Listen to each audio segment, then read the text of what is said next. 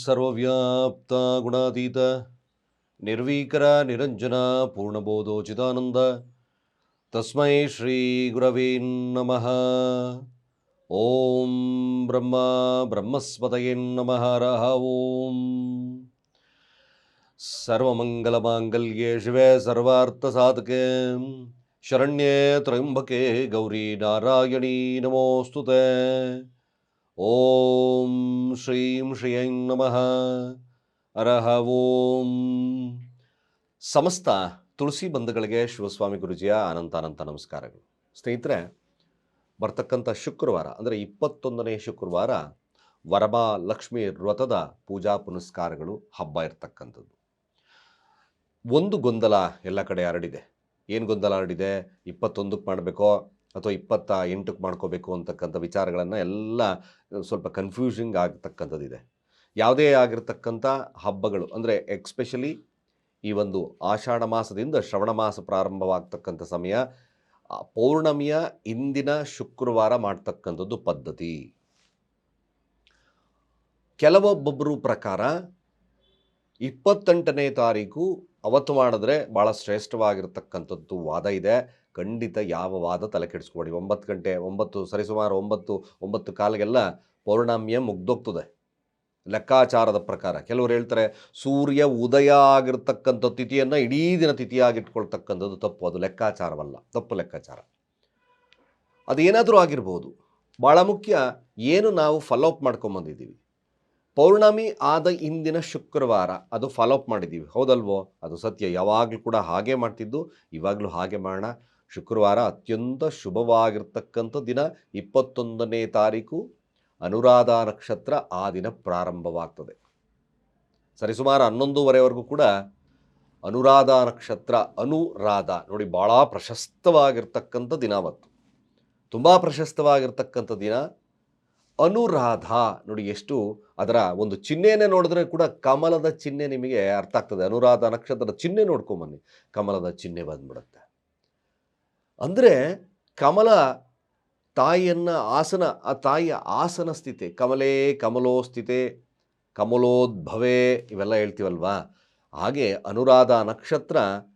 ಅನು ಅಂದರೆ ಮಾಡಿದ ಮೇಲೆ ರಾಧ ಯಶಸ್ಸು ಸಿಗುತ್ತೆ. ಖಂಡಿತವಾಗಿ ಅವತ್ತೇ ಮಾಡಿ. ಜ್ಯೇಷ್ಠ ನಕ್ಷತ್ರನೂ ಕೂಡ ಇರುತ್ತೆ, ಅದು ಕೂಡ ಬುಧನ ನಕ್ಷತ್ರ. ಒಂದು ರೀತಿಯಾಗಿ ನೋಡಬೇಕು ಅಂದರೆ ಲಕ್ಷ್ಮೀ ವೆಂಕಟೇಶ್ವರ ಅಧಿದೇವತೆ ಪ್ರತಿದೇವತೆ ಇವೆಲ್ಲ ನೋಡಿದಾಗ ಅಲ್ಲೂ ಕೂಡ ಲಕ್ಷ್ಮಿಯ ಸ್ಥಾನವನ್ನು ಬರ್ತದೆ. ಅಲ್ಲೂ ಕೂಡ ಲಕ್ಷ್ಮಿಯ ಒಂದು ರೂಪ ಸಿಗ್ತಕ್ಕಂಥದ್ದು ಇರ್ತದೆ. ಸ್ನೇಹಿತರೆ, ಭಾಳ ಪ್ರಶಸ್ತವಾಗಿದೆ. ಕನ್ಫ್ಯೂಷನ್ ಬೇಡ, ಯಾರು ಕೂಡ ತಲೆ ಕೆಡಿಸ್ಕೋಬೇಡಿ. ಇಡೀ ತಿಂಗಳು ಕೂಡ ಈ ವರಮಹಾಲಕ್ಷ್ಮಿಯನ್ನು ಆಚರಣೆ ಮಾಡ್ತಕ್ಕಂಥದ್ದು ಪದ್ಧತಿ ಇದೆ. ನಾವೇನೋ ಈಗ ಮೀಡಿಯಾ ಬಂದಿರೋದ್ರಿಂದ ಹೀಗಲ್ಲ ಹಾಗೆ ಹಾಗಲ್ಲ ಹೀಗೆ ಅಂತ ಎಲ್ಲರಿಗೂ ತಲೆಗೆ ಹುಳ ಬಿಡ್ತಾ ಇದ್ದೇವೆ. ಯಾರು ಹುಳ ಬಿಡಬೇಡಿ. ಏನು ಪದ್ಧತಿ ಇದೆಯೋ ಅದನ್ನು ಪದ್ಧತಿ ಫಾಲೋಅಪ್ ಮಾಡಿ. ಇನ್ನೊಂದು ಶುಕ್ರವಾರ ಮಾಡ್ತೀರಾ, ಮುಂದಿನ ಶುಕ್ರವಾರ ಮಾಡ್ತೀರಾ, ಕೊನೆ ಶುಕ್ರವಾರ ಮಾಡ್ತೀರಾ, ಮಾಡಿ ಏನೂ ಆಗೋದಿಲ್ಲ. ತಾಯಿ ಅನುಗ್ರಹ ಖಂಡಿತವಾಗಿ ಸಿಕ್ಕೇ ಸಿಗುತ್ತೆ, ಅದರಲ್ಲಿ ಡೌಟೇ ಬೇಡ. ಕೆಲವರು ಮಾಡದಿಲ್ಲದರೂ ಸಿಗ್ತದೆ. ಸುಮ್ಮನೆ ಮನಸ್ಸಲ್ಲಿ ಧ್ಯಾನವನ್ನು ಮಾಡಿಕೊಂಡ್ರೆ ಸಿಗುತ್ತೆ. ಈ ಅವರವರ ಅನುಕೂಲಕ್ಕೆ ತಕ್ಕನಾಗಿ ಇದು ಮಾಡ್ತಕ್ಕಂಥದ್ದು ಒಂದು ವಿಚಾರವಾದರೆ, ವರಮಹಾಲಕ್ಷ್ಮಿ ಶ್ರವಣ ಮಾಸದಿಂದ ಪ್ರಾರಂಭವಾಗತಕ್ಕಂಥ ಒಂದು ಕಥಾನುಕೂಲ ನೋಡಿದಾಗ ಅಷ್ಟಲಕ್ಷ್ಮಿಯರನ್ನು ನಾವು ಆರಾಧನೆ ಮಾಡಿದಷ್ಟು ಕೂಡ ವರಮಹಾಲಕ್ಷ್ಮಿಯನ್ನು ಆರಾಧನೆ ಮಾಡೋದ್ರಲ್ಲಿ ಸಿಗುತ್ತೆ ಅಂತ ಹೇಳುತ್ತೆ. ಅಷ್ಟಲಕ್ಷ್ಮಿಯರಿಗೆ ಸಮಾನವಾಗಿರ್ತಕ್ಕಂಥವಳು ವರಮಹಾಲಕ್ಷ್ಮಿ. ನೋಡಿ, ಒಂದು ಏನು ವಿಚಾರದಲ್ಲಿ ಹೇಗೆ ಕಳಸ ಸ್ಥಾಪನೆಯನ್ನು ಮಾಡ್ಕೋಬೇಕು, ಸ್ಥಿರ ಲಗ್ನ ಯಾವ ಸಮಯದಲ್ಲಿ ನೀವು ಪೂಜಾ ಪುನಸ್ಕಾರಗಳನ್ನು ಬೆಳಗ್ಗೆ ಮಧ್ಯಾಹ್ನ ಸಾಯಂಕಾಲ ಮಾಡ್ತೀರಾ, ತೊಂದರೆ ಇಲ್ಲ. ನಿಮಗೆ ಮಧ್ಯಾಹ್ನ ಮಾಡ್ತೀವಿ ಗುರುಗಳೆಲ್ಲ ರೆಡಿ ಮಾಡಿಕೊಂಡು ಅಂತಕ್ಕಂಥವ್ರಾಗಿರ್ಬೋದು, ಯಾವುದೇ ಒಂದು ವಿಚಾರದಲ್ಲಾಗಿರ್ಬೋದು. 3 ಲಗ್ನಗಳು ಬರ್ತದೆ. ಸ್ಥಿರ ಲಗ್ನದಲ್ಲಿ ಲಕ್ಷ್ಮಿಯನ್ನು ಸ್ಥಾಪನೆಯನ್ನು ಮಾಡ್ತಕ್ಕಂಥ ಕೆಲಸವನ್ನು ಮಾಡ್ಕೊಳ್ಳಿ. ಅದೇ ರೀತಿಯಾಗಿ ಉತ್ತಮವಾಗಿರ್ತಕ್ಕಂಥದ್ದು ಸಮಯ, ಅದಕ್ಕೆ ಸ್ಥಿರ ಲಗ್ನ. ಸ್ಥಿರವಾಗಿ ನಿಮ್ಮ ಮನೆಯಲ್ಲಿ ಲಕ್ಷ್ಮಿ ನೆಲೆಸಬೇಕು ಅಂದರೆ ಆ ಸ್ಥಿರ ಲಗ್ನದಲ್ಲಿ ಸ್ಥಾಪನೆ. ಆದರೆ ಕಳಶ ಸ್ಥಾಪನೆಯಲ್ಲಿ ಮಾಡ್ತಕ್ಕಂಥ ತಪ್ಪು ಬಹಳಷ್ಟು ಸಮಸ್ಯೆಗಳನ್ನು ಕೊಡುತ್ತೆ. ಇದನ್ನು ನಾವು ತಲೆಯಲ್ಲಿ ಇಟ್ಕೋಬೇಕಾಗುತ್ತೆ. ಸಮಸ್ಯೆ ಕೊಡುತ್ತೆ ಅನ್ನೋದಕ್ಕಿಂತ ನಾವು ಧಾರ್ಮಿಕವಾಗಿ ಏನು ಕೆಲಸಗಳನ್ನು ಮಾಡ್ತೀವೋ ಆ ಧಾರ್ಮಿಕತೆಯಲ್ಲಿ ಹೋದರೆ ಮಾತ್ರ ನಮಗೆ ಶುಭ. ಅದೇ ಅಧರ್ಮಿಕವಾಗಿ ಹೋದರೆ ಖಂಡಿತ ಫಲ ಇಲ್ಲ. ಮಾಡದಿದ್ರೂ ಪರವಾಗಿಲ್ಲ, ಅಟ್ಲೀಸ್ಟ್ ಅಧರ್ಮಿಕವಾಗಿ ಹೋಗೋದು ಬೇಡ. ನಾವು ಅಲಂಕಾರವನ್ನು ಮಾಡ್ತೀವಿ, ಸಂತೋಷ.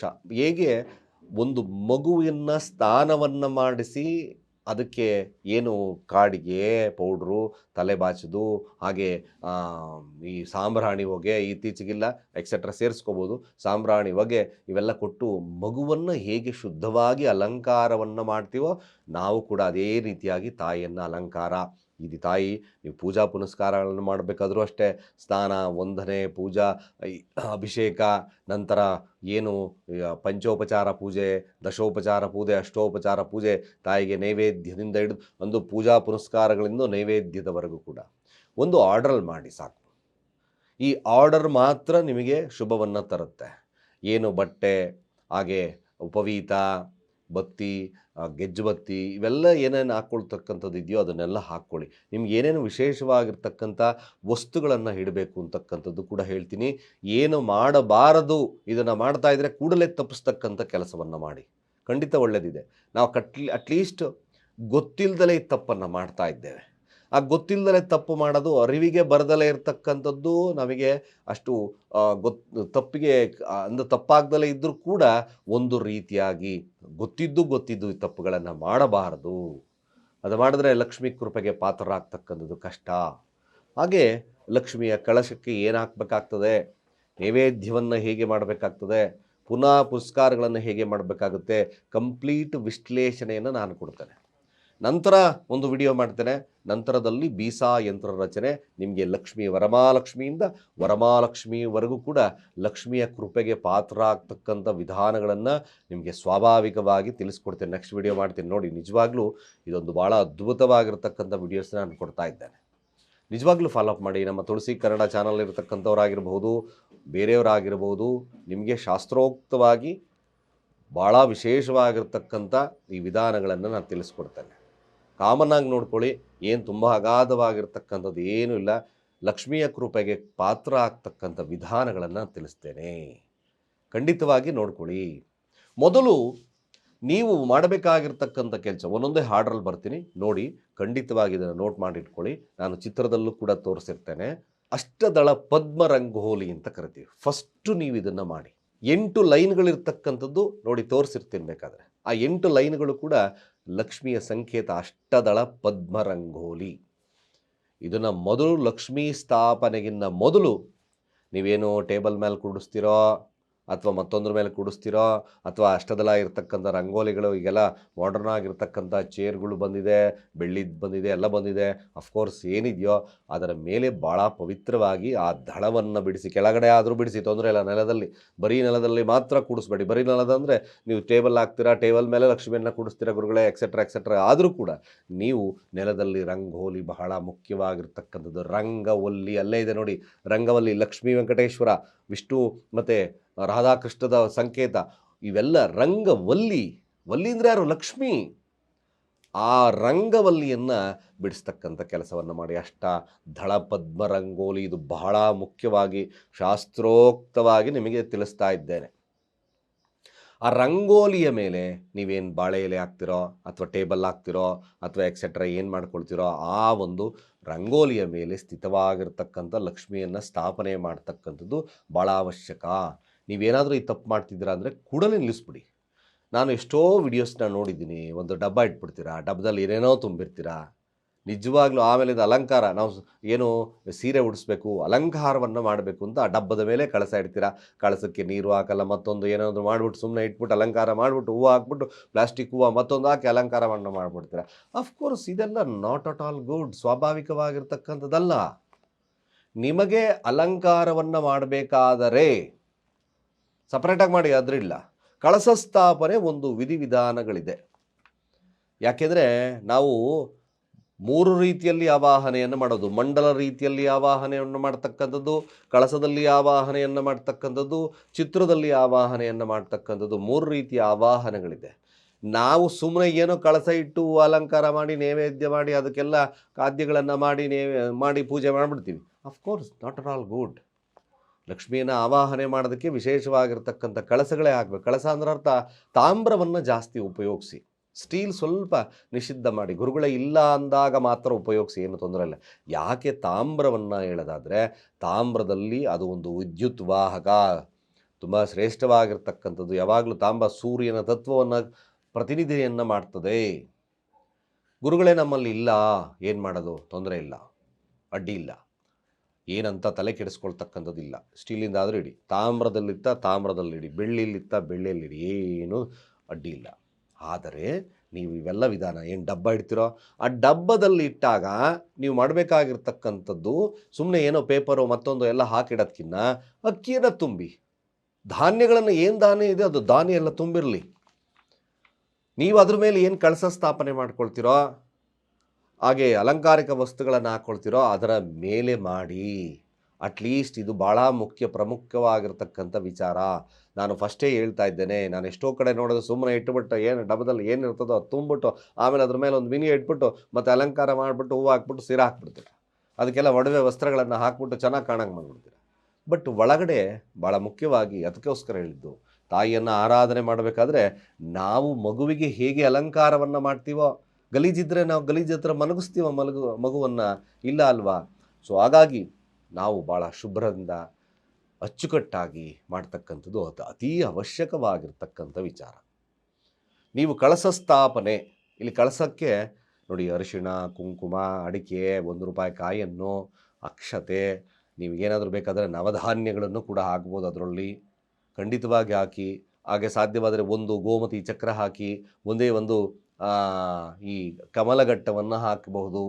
ನಿಜವಾಗ್ಲೂ ಇವೆಲ್ಲ ಭಾಳ ವಿಶೇಷವಾಗಿ ನಿಮಗೆ ಲಕ್ಷ್ಮಿಗೆ ಒಂದು ಭಾಳ ಇಷ್ಟವಾಗಿರ್ತಕ್ಕಂಥ ವಸ್ತುಗಳು ಕೂಡ. ಕಳಸ ಸ್ಥಾಪನೆ, ಇದು ಕಳಸ ಸ್ಥಾಪನೆಯನ್ನು ಮಾಡ್ತಕ್ಕಂಥ ವಿಧಿವಿಧಾನ. ನೀವು ಮಾವಿನೆಲೆ ಅಥವಾ ವಿಳೆದೆಲೆ ಇಟ್ಟು ತೆಂಗಿನಕಾಯನ್ನು ಇಡ್ತೀರ, ತೆಂಗಿನಕಾಯಿ ನೀಟಾಗಿ ತೊಳೆದುಬಿಟ್ಟು ಅದಕ್ಕೆ ಅರಿಶಿಣಮಯವನ್ನು ಮಾಡಿ ಸ್ಥಾಪನೆಯನ್ನು ಮಾಡ್ತಕ್ಕಂಥ ಕೆಲಸವನ್ನು ಮಾಡಿ. ಮುಖವಾಡ ಧರಿಸೋದಾದರೆ ಮುಖವಾಡ ಧರಿಸ್ಕೊಳ್ಳಿ, ಅಡ್ಡಿ ಇಲ್ಲ. ಅಲಂಕಾರಿಕ ವಸ್ತುಗಳನ್ನು ಏನು ಬೇಕಾದರೂ ಹಾಕಬಹುದು. ನೀವು ಶುದ್ಧವಾಗಿರ್ತಕ್ಕಂಥದ್ದು ಹಾಕಿ ಎಲ್ಲ ತೊಳೆದುಬಿಟ್ಟು ಹಾಕಿ. ಸಮಯ ಬಹಳ ಮುಖ್ಯ. ಮುಹೂರ್ತ ಭಾಗ ಅಂತ ಕರಿತೀವಿ. ಅವತ್ತಿನ ದಿನ ನೋಡಿ, ನಾವು ಮುಹೂರ್ತ ಭಾಗ ಶುಕ್ರವಾರ ನವಮಿ ಇರ್ತಕ್ಕಂಥದ್ದು, ಅನುರಾಧ ನಕ್ಷತ್ರ 11:51 ಇರ್ತದೆ. ತದನಂತರದಲ್ಲಿ ಜ್ಯೇಷ್ಠ ನಕ್ಷತ್ರ ಪ್ರಾರಂಭವಾಗುತ್ತೆ. ಸೊ ಚಂದ್ರ ವೃಶ್ಚಿಕ ರಾಶಿಯಲ್ಲಿರ್ತಕ್ಕಂಥದ್ದು. ನೋಡಿ, ಅವತ್ತು ಕಾಲಮಾನವನ್ನು ನೋಡೋದಾದರೆ ರಾಹುಕಾಲ ಇರ್ತಕ್ಕಂಥದ್ದು 10:54 12:30 ರಾಹುಕಾಲ ಇರುತ್ತೆ. ನೋಡ್ಕೊಳ್ಳಿ, ಅದನ್ನು ನೋಟ್ ಮಾಡ್ಕೊಳ್ಳಿ. ಮತ್ತು ಯಮಗಂಡ ಕಾಲ ಅಂತ ನೋಡಿದ್ವಿ. ಯಮಗಂಡ ಕಾಲ ಇರ್ತಕ್ಕಂಥದ್ದು ಮಧ್ಯಾಹ್ನ 3:42 5:18 ಕೂಡ ಇರ್ತದೆ. ತದನಂತರದಲ್ಲಿ ಗುಳಿಕ ಕಾಲ 7:42 9:18 ಕೂಡ ಗುಳಿಕ ಕಾಲ ಇರ್ತಕ್ಕಂಥದ್ದು ಇರುತ್ತೆ.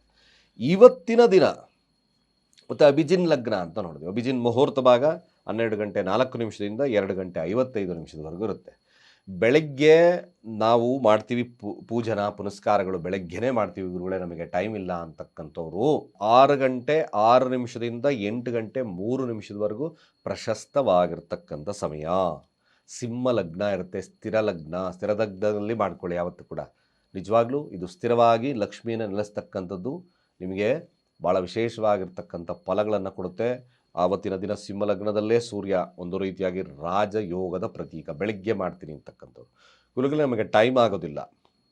ಅಟ್ಲೀಸ್ಟ್ ಇವೆಲ್ಲ ಜೋಡಿಸ್ಕೊಂಡು ಮನೆ ಅಡುಗೆ ಎಕ್ಸೆಟ್ರಾ ಎಲ್ಲ ಮಾಡಿಕೊಂಡು ಮಧ್ಯಾಹ್ನಕ್ಕೆ ನಾವು ಮಾಡಬಹುದು. 12:35 2:45 ಕೂಡ ವೃಶ್ಚಿಕ ಲಗ್ನ ಇರುತ್ತೆ. ಅಲ್ಲೂ ಕೂಡ ಸ್ಥಿರ ಲಗ್ನ ಇರ್ತಕ್ಕಂಥ ಸಮಯ. ಗುರುವಿನ ದೃಷ್ಟಿ ಕೂಡ ವೃಶ್ಚಿಕ ಲಗ್ನದ ಮೇಲೆ ಬೀಳುತ್ತೆ. ಪವರ್ಫುಲ್ ಜಾಸ್ತಿ ಇರುತ್ತೆ. ಅವಾಗಲೂ ಮಧ್ಯಾಹ್ನ ಮಾಡ್ಕೊಳ್ತೀನಿ ಅಂತಕ್ಕಂಥವ್ರು. ನಾವು ಸಂಧ್ಯಾ ಸಮಯದಲ್ಲಿ ಸಾಯಂಕಾಲ ಪೂಜೆ ಮಾಡ್ತಕ್ಕಂಥವ್ರಿಗೆ ನೋಡಿ, ನಿಮಗೆ ಟೈಮ್ ಕೊಡ್ತೀನಿ. 6:36 8:09 ಭಾಳ ಪ್ರಶಸ್ತವಾಗಿರ್ತಕ್ಕ ಸಮಯ. ಕುಂಭ ಲಗ್ನ ಇರ್ತಕ್ಕಂಥ ಸಮಯ. ಭಾಳ ವಿಶೇಷವಾಗಿ ಸಂಧ್ಯಾ ಸಮಯದಲ್ಲಿ ಮಾಡ್ತಕ್ಕಂಥದ್ದು ಇದು ಅತ್ಯಂತ ಪ್ರಶಸ್ತವಾಗಿ ಲಕ್ಷ್ಮಿಯ ಪೂಜೆಗೆ ಭಾಳ ವಿಶೇಷವಾಗಿರ್ತಕ್ಕಂಥ ಸಮಯ. ನಿಮಗೆ ತಿಳಿಸಿದ್ದೇನೆ ನೋಡಿ, ಈ 3 ಲಗ್ನದಲ್ಲಿ ಇವೆಲ್ಲ ಸ್ಥಿರ ಲಗ್ನ ಆಗಿರೋದ್ರಿಂದ ನಿಮಗೆ ಆ ಲಕ್ಷ್ಮಿಯನ್ನು ಆವಾಹನೆ, ಪೂಜಾ ಪುನಸ್ಕಾರಗಳು ಮನೆಯಲ್ಲಿ ಹೇಗೆ ಮಾಡಬೇಕು, ಪಂಚೋಪಚಾರ ಷೋಡಶೋಪಚಾರ ಇವೆಲ್ಲ ಮಾಡತಕ್ಕಂಥ ಸಮಯ. ಈ ಸಮಯದಲ್ಲಿ ಲಕ್ಷ್ಮಿಯನ್ನು ಆವಾಹನೆಯನ್ನು ಮಾಡ್ಕೊಳ್ಳಿ. ಯಥೋಸ್ಥಿತಿ ನಿಮಗೆ ಮಂತ್ರ ಬರುತ್ತಾ, ಮಂತ್ರದಲ್ಲಿ ಆವಾಹನೆಯನ್ನು ಮಾಡ್ಕೊಳ್ಳಿ. ಸಂಕಲ್ಪ ಸಹಿತವಾಗಿ ಮೊದಲು ಪ್ರಾರಂಭ ಪೂಜೆಗೆಲ್ಲ ಜೋಡಿಸ್ಕೊಳ್ತೀರ. ಅದನ್ನು ಜೋಡಿಸ್ಕೊಟ್ಟಾಗ ನೋಡಿ, ಲಕ್ಷ್ಮಿಯ ಮುಂದೆ ನೀವು ಏನೇನು ಖಾದ್ಯಗಳನ್ನು ಮಾಡಿರ್ತೀರೋ ಖಾದ್ಯಗಳನ್ನು ಇಡಿ. ಎಕ್ಸ್ಪೆಷಲಿ ನೈವೇದ್ಯಕ್ಕೆ ಲಕ್ಷ್ಮಿಯ ಪೂಜೆ ನೈವೇದ್ಯಕ್ಕೆ ಹಾಲಿನ ಪಾಯಸವನ್ನು ಮಾಡಿ, ತಾಯಿಗೆ ಭಾಳ ಪ್ರಿಯವಾಗಿರ್ತಕ್ಕಂಥದ್ದು ಹಾಲಿನ ಪಾಯಸ. ಸಕ್ಕರೆ ತುಪ್ಪದ ಅಂದರೆ ಸಕ್ಕರೆಯನ್ನು ತುಪ್ಪವನ್ನು ಹಾಕಿ ಮಾಡಿರ್ತಕ್ಕಂಥ ಖಾದ್ಯಗಳು, ಅದರಲ್ಲಿ ಅಕ್ಕಿಯಿಂದ ಮಾಡಿರ್ತಕ್ಕಂಥ ಖಾದ್ಯಗಳು ಭಾಳ ವಿಶೇಷವಾಗಿ ಲಕ್ಷ್ಮಿಗೆ ಭಾಳ ಪ್ರಿಯವಾಗಿರ್ತಕ್ಕಂಥದ್ದು. ತುಪ್ಪವನ್ನು ಹೆಚ್ಚಾಗಿ ಬಳಸಿ ಮಾಡ್ತಕ್ಕಂಥದ್ದನ್ನು ಮಾಡಿ ನೋಡಿ. ಗೋಮತಿ ಚಕ್ರ ಬೆಸ ಸಂಖ್ಯೆಯಲ್ಲಿರಲಿ, ಹಾಗೆ ಈ ಕಮಲಘಟ್ಟ ಬೆಸ ಸಂಖ್ಯೆಯಲ್ಲಿರಲಿ, ಹಾಗೆ ಒಂದಷ್ಟು ಕೆಂಪು ಗುಲಗಂಜಿಯನ್ನು ಹಾಕಿ ಅರಿಶಿಣದ ಕುಂಭಗಳನ್ನು ಇಡಿ. ತಾಯಿಗೆ ಪ್ರಿಯವಾಗಿರ್ತಕ್ಕಂಥದ್ದು ಅರಿಶಿಣ ಕುಂಕುಮ, ಶುದ್ಧ ಅರಿಶಿಣ ಕುಂಕುಮವನ್ನು ತಾಯಿಗೆ ಇಡಿ. ಹಾಗೆ ಮಂಗಳ ದ್ರವ್ಯಗಳು ಬಹಳ ವಿಶೇಷತೆ ಇದು. ಮಂಗಳ ದ್ರವ್ಯ ಅಂದರೆ ಏನು ಗುರುಗಳೇ? ನೋಡಿ, ಅರಿಶಿಣ ಕುಂಕುಮ, ಬಳೆ, ಮತ್ತು ರವಿಕೆ, ಸೀರೆ ಇದ್ದರೆ ಸೀರೆ ಇಡ್ತಕ್ಕಂಥದ್ದು, ಫಲತಾಂಬೂಲ, ಕಾಯಲ್ಲಿ ಅಡಿಕೆ, ಹಾಗೆ ದಕ್ಷಿಣೆಯನ್ನು ಇಟ್ಟು ತಾಯಿಗೆ ನಿಜವಾಗ್ಲೂ ಇದೊಂದು ವಿಧಿವಿಧಾನಗಳಲ್ಲಿ ಮಾಡ್ಕೊಳ್ತಕ್ಕಂಥ ಕೆಲಸ ಮಾಡಿ. ನೀವು ಆಮೇಲಿಂದ ನೀವು ಏನೇನು ಮಾಡ್ತಿರೋ ಆ ಖಾದ್ಯಗಳು ಎಲ್ಲ ಕೂಡ ಲಕ್ಷ್ಮಿಗೆ ಇಡತಕ್ಕಂಥದ್ದು, ಅಲಂಕಾರಿಕವಾಗಿ ಇಡಬಹುದು, ಏನು ತೊಂದರೆ ಇಲ್ಲ. ಬಟ್ ಇವೆಲ್ಲ ನಮಗೆ ಬಹಳ ಪ್ರಮುಖವಾಗಿರ್ತಕ್ಕಂಥದ್ದು. ಸಾಧ್ಯವಾದರೆ ಕಮಲದಿಂದ ಪೂಜೆಯನ್ನು ಮಾಡಿ. ನಾನೀಗೇನು ಹೇಳಿದ್ನೋ ನಿಮಗೆ ಮೊದಲು ಪ್ರಾರಂಭದಲ್ಲಿ ಅಷ್ಟದಳ ಪದ್ಮ ರಂಗೋಲಿಯನ್ನು ಬಿಡಿಸಿ ಮಾಡ್ತಕ್ಕಂಥದ್ದು, ಜೊತೆಗೆ ಕಮಲದ ಹೂವು ಸಿಕ್ಕಿದ್ರೆ ಕಮಲದಿಂದ ಮತ್ತು ಸೇವಂತಿಗೆಯಿಂದ ನಿಜವಾಗ್ಲೂ ಮಾಡಿ. ಯಾಕೆಂದರೆ ಭಾಳ ಶ್ರೇಷ್ಠವಾಗಿರ್ತಕ್ಕಂಥದ್ದು. ಕೆಂಪು ಪುಷ್ಪಗಳು ಕೂಡ ಈ ತಾಯಿಗೆ ಭಾಳ ವಿಶೇಷವಾಗಿರ್ತಕ್ಕಂಥ ಒಂದು ಫಲವನ್ನು ಕೊಡ್ತಕ್ಕಂಥದ್ದಿರುತ್ತೆ. ಪೂಜಾ ಪುನಸ್ಕಾರಗಳಿಗೆ ಮೊದಲು ತಾವು ಸಂಕಲ್ಪವನ್ನು ಮಾಡ್ಕೊಳ್ಳಿ. ವರಮಹಾಲಕ್ಷ್ಮಿ ಸ್ತ್ರೀಯರು ಮಾಡ್ತಕ್ಕಂಥ ಸೌಮಂಗಲ್ಯತನ ಜಾಸ್ತಿ ಆಗ್ತದೆ. ಗುರುಗಳೇ, ಹಾಗಾದರೆ ವಿವಾಹಿತರು ಮಾಡಬಹುದು, ಅವಿವಾಹಿತರು ಮಾಡಬಾರ್ದಾ? ಖಂಡಿತ ಮಾಡಿ. ವರವನ್ನು ಕೊಡ್ತಕ್ಕಂಥವಳು ಕೆಲವೊಂದು ಶಾಸ್ತ್ರದ ಪ್ರಕಾರ ವಿವಾಹಿತ ಮಹಿಳೆಯರೇ ಮಾಡಬೇಕು ಅಂತಕ್ಕಂಥದ್ದಿದೆ.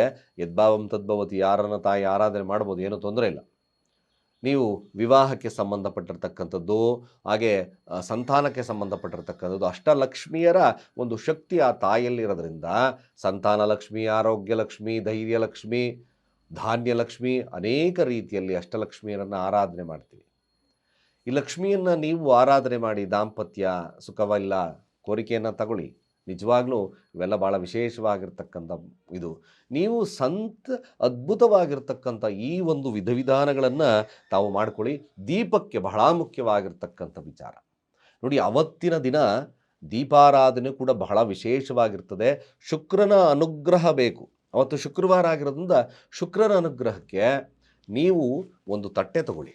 ತಟ್ಟೆಯಲ್ಲಿ ಸ್ವಲ್ಪ ಮಟ್ಟಿಗೆ ನೀವು ಜೋಳವನ್ನು ಹಾಕ್ಕೊಳ್ಳಿ. ನಿಜವಾಗ್ಲೂ ಇದನ್ನು ಮಾಡಿ, ತುಂಬ ಪ್ರಶಸ್ತವಾಗ್ತದೆ. ಅವತ್ತಿನ ದಿನ ತುಪ್ಪದ ದೀಪವನ್ನು ಮಾಡಿ, ಆ ತುಪ್ಪದ ದೀಪದೊಳಗಡೆ ಸ್ವಲ್ಪ ಸಕ್ಕರೆಯನ್ನು ಹಾಕಿ, ಗುರುಗಳೇ ನಮ್ಮ ತುಪ್ಪದ ದೀಪ ಹಚ್ಚಕ್ಕೆ ಶಕ್ತರಿಲ್ಲ, ಯಾವುದಾದ್ರೂ ಎಣ್ಣೆ ಬಳಸಿ. ಆ ಎಣ್ಣೆಯನ್ನು ಬಳಸೋದ್ರೊಳಗೆ ಸ್ವಲ್ಪ ಸಕ್ಕರೆಯನ್ನು ಆಡ್ ಮಾಡಿ ದೀಪವನ್ನು ಬೆಳಗಿಸಿ. 2 ದೀಪವನ್ನು ಹಚ್ಚಿ 2 ಬತ್ತಿಗಳನ್ನು ಹಾಕಿ, ಮೊದಲು ಈಶಾನ್ಯಕ್ಕೆ ಪ್ರಧಾನವಾಗಿರ್ತಕ್ಕಂಥ ದೀಪವನ್ನು ಹಚ್ಚಿ, ಯಾವ ಕಡೆ ದಿಕ್ಕಲ್ಲಿ ಕೂಡಿಸ್ತೀರಾ ನೋಡಿ, ನಿಮಗೆ ಅನುಕೂಲ ಇರತಕ್ಕಂಥ ದಿಕ್ಕುಗಳು. ಹಾಗೆ ಮೊದಲು ಆ ಕಡೆ ದೀಪವನ್ನು ಹಚ್ಚಿ, ತದನಂತರ ಈ ದೀಪವನ್ನು ಆರಾಧನೆಯನ್ನು ಮಾಡಿಕೊಳ್ಳಿ.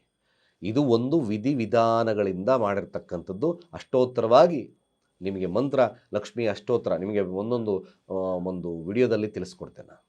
ನಿಮಗೆ ಹೇಗೆ ಬೀಜಾಕ್ಷರಿಯ ಮಂತ್ರ, ಹಾಗೆ ನಿಮಗೆ ಆ ಬೀಸಾ ಯಂತ್ರವನ್ನು ಹೇಗೆ ರಚನೆ ಮಾಡಬೇಕು ಅಂತಕ್ಕಂಥ ವಿಧಿವಿಧಾನಗಳನ್ನು ತಿಳಿಸ್ಕೊಡ್ತೇನೆ. ನೀವು ಸಾಧ್ಯವಾದಷ್ಟು ಕೂಡ ಈ ಥರದ ಪೂಜಾ ಪುನಸ್ಕಾರಗಳನ್ನು, ಈ ಥರದ ಒಂದು ಮುಹೂರ್ತ ಭಾಗವನ್ನು ನಿಮಗೆ ವಿಧಿವಿಧಾನಗಳಲ್ಲಿ ದೀಪಾರಾಧನೆಯಿಂದ ಹಿಡಿದು ವಿಶೇಷವಾಗಿ ತಿಳಿಸಿದ್ದೇನೆ. ಮುಖ್ಯವಾಗಿ ಬಾಗಿಲಿಗೆ ಮಾವಿನ ಸೊಪ್ಪು ಕಟ್ತೀರಾ, ಜೊತೆಗೆ ಕನಗಳ ಎಲೆಯನ್ನು ಕನಗಲೆ ಹೂವು ಬರ್ತದೆ, ಆ ಕನಗಲ ಎಲೆಯನ್ನು ಸೇರಿಸಿ ಕಟ್ತಕ್ಕಂಥದ್ದು ನೀವು ಭಾಳ ವಿಶೇಷತೆ. ಬಾಗಿಲು ಕೂಡ ಅಷ್ಟೇ ಅರಿಶಿಣಮಯವಾಗಿ ಮಾಡಿ, ಬಾಗಿಲು ಶೃಂಗಾರವಾಗಿ ಮಾಡಿ. ಯಾಕೆಂದರೆ ಲಕ್ಷ್ಮಿ ಬರಬೇಕಾದ್ರೆ ಭಾಳ ಮುಖ್ಯವಾಗಿ ಹೆಬ್ಬಾಗಿಲು ಅವಶ್ಯಕವಾಗಿ ಮಾಡಿ. ಆ ತಾಯಿಯ ಒಂದು ಆರಾಧನೆ ಅಂದರೆ ಅಟ್ಲೀಸ್ಟ್ ಆವಾಹನೆ ಮಾಡಬೇಕಾದ್ರೆ ತಾಯಿ ಮೊದಲು ಬಾಗಿಲಿಂದ ಮುಖ್ಯವಾಗಿ ಮಾಡಬೇಕಾಗುತ್ತೆ. ಬಾಗಿಲು ಮುಂದೆ ರಂಗೋಲಿ ಎಕ್ಸೆಟ್ರಾ ಅಲಂಕಾರಿಕ ವಸ್ತುಗಳನ್ನು ನೀವು ಮಾಡ್ತಕ್ಕಂಥದ್ರಿಂದ ನಿಜವಾಗ್ಲೂ ಭಾಳ ವಿಶೇಷವಾಗಿರ್ತಕ್ಕಂಥ ಫಲಗಳು ನಿಮಗೆ ವಿಧಿವಿಧಾನವಾಗಿ ಸಿಗ್ತಕ್ಕಂಥದ್ದಿರ್ತದೆ. ಈ ಪೂಜಾ ಪುನಸ್ಕಾರಗಳನ್ನು ಈ ರೀತಿ ಮಾಡ್ಕೊಳ್ಳಿ. ಖಂಡಿತವಾಗಿ ಮನೆಯನ್ನು ಗಲೀಜಾಗಿಟ್ಕೋಬೇಡಿ. ದೇವರ ಅಕ್ಕಪಕ್ಕ ಇರತಕ್ಕಂಥ ಗಲೀಜಾಗಿರ್ತಕ್ಕಂಥ ವಸ್ತುಗಳನ್ನು ಇಟ್ಕೋಬೇಡಿ. ಕಳಸ ಸ್ಥಾಪನೆ ನಾನು ಹೇಳಿದಾಗೆ ಡಬ್ಬದಲ್ಲಿ ಇಡಾಗ ಅಟ್ಲೀಸ್ಟ್ ಅದಕ್ಕೆ ಅಕ್ಕಿ ಧಾನ್ಯಗಳನ್ನು ತುಂಬಿ ಮೇಲೆ ಮಾಡ್ತಕ್ಕಂಥದ್ದು. ಖಾಲಿ ಕಳಸಗಳನ್ನು ಮಾಡಬೇಡಿ. ಹಾಗೆ ಕಳಸದಲ್ಲೇ ಆಗ್ತಕ್ಕಂಥ ವಿಧಿವಿಧಾನಗಳನ್ನು ತಿಳಿಸಿದ್ದೀನಿ. ತಪ್ಪುಗಳನ್ನು ಖಂಡಿತ ಮಾಡಬೇಡಿ, ಗಲೀಜಾಗಿಟ್ಕೋಬೇಡಿ. ಲಕ್ಷ್ಮಿಯನ್ನು ಪೂಜೆ ಮಾಡಬೇಕಾದ್ರೆ ಸಂತೋಷದಿಂದ, ಯಾವುದೇ ಚಿಂತೆಗಳಿಂದಲೇ ಆ ತಾಯಿಯನ್ನು ಆರಾಧನೆ ಮಾಡಿ. ಜಸ್ಟ್ ಏನು ನಿಮಗೆ ಅರ್ಚನೆಯನ್ನು ಮಾಡಬೇಕಾ? ಸರ್ವಮಂಗಲಮಾಂಗಲ್ಯೆ ಶಿವೆ ಸರ್ವಾರ್ಥ ಸಾಧಕೆ ಶರಣ್ಯೇ ತ್ರಯಂಬಕೆ ಗೌರಿ ನಾರಾಯಣಿ ನಮೋಸ್ತುತೆ. ಸರ್ವಮಂಗಲಮಾಂಗಲ್ಯೆ ಶಿವೆ ಸರ್ವಾರ್ಥ ಸಾಧಕೆ ಶರಣ್ಯೇ ತ್ರಯಂಬಕೆ ಗೌರಿ ನಾರಾಯಣಿ ನಮೋಸ್ತುತೆ. ಓಂ ಶ್ರೀಂ ಮಹಾಲಕ್ಷ್ಮೀ ನಮಃ. ಸರ್ವಮಂಗಲಮಾಂಗಲ್ಯೆ ಶಿವೆ ಸರ್ವಾರ್ಥ ಸಾಧಕೆ ಶರಣ್ಯೇ ತ್ರಂಬಕೆ ಗೌರಿ ನಾರಾಯಣಿ ನಮೋಸ್ತುತೆ. ಓಂ ಶ್ರೀಂ ಮಹಾಲಕ್ಷ್ಮೀ ನಮಃ. ಈ ರೀತಿಯಾದಂಥ ಪುಷ್ಪಾರ್ಚನೆ, ಕುಂಕುಮಾರ್ಚನೆಯನ್ನು ತಾಯಿಗೆ ಮಾಡಿ. ಖಂಡಿತವಾಗಿ ನೋಡಿ, ವಿಶೇಷವಾಗಿರ್ತಕ್ಕಂಥದ್ದು ಶ್ರೀಚಕ್ರ ಯಂತ್ರ ಪೈರೇಟಲ್ಲಿ ನಮ್ಮಲ್ಲಿ ಸಿಗುತ್ತೆ. ಲಕ್ಷ್ಮಿಯ ಪೂಜೆಗೆ ಆರ್ಡರ್ ಮಾಡಿ. ಭಾಳ ವಿಶೇಷವಾಗಿರ್ತಕ್ಕಂಥ ಈ ಪೈರೇಟ್ ಶ್ರೀಚಕ್ರ ಯಂತ್ರ ಲಕ್ಷ್ಮಿಯ ಪೂಜೆಗೆ ಭಾಳ ವಿಶೇಷತೆ ಕೊಡುತ್ತೆ. ಖಂಡಿತ ಇದರಿಂದ ಅರ್ಚನೆ, ಪೂಜಾ ಪುನಸ್ಕಾರಗಳನ್ನು ಮಾಡೋದ್ರಿಂದ ನಾನಾ ರೀತಿಯಾದಂಥ ಅಡೆತಡೆಗಳು ದೂರವಾಗೋದು ಸತ್ಯ. ವರಮಹಾಲಕ್ಷ್ಮಿಯ ಕೃಪೆಗೆ ಪಾತ್ರರಾಗ್ತೀರಾ. ಯಂತ್ರದ ಮುಂದೆ ಮಾಡಿದಷ್ಟು ಇನ್ನೊಂದು ಉಜ್ವಲವಾಗಿರ್ತಕ್ಕಂಥ ಫಲಗಳು ಲಭ್ಯವಾಗುತ್ತೆ. ಖಂಡಿತ ಎಲ್ಲ ನೈವೇದ್ಯಕ್ಕೆ ತಕ್ಕನಾಗಿರ್ತಕ್ಕಂಥದ್ದಡಿ ಹಣ್ಣುಗಳನ್ನು ಹಿಡಿ.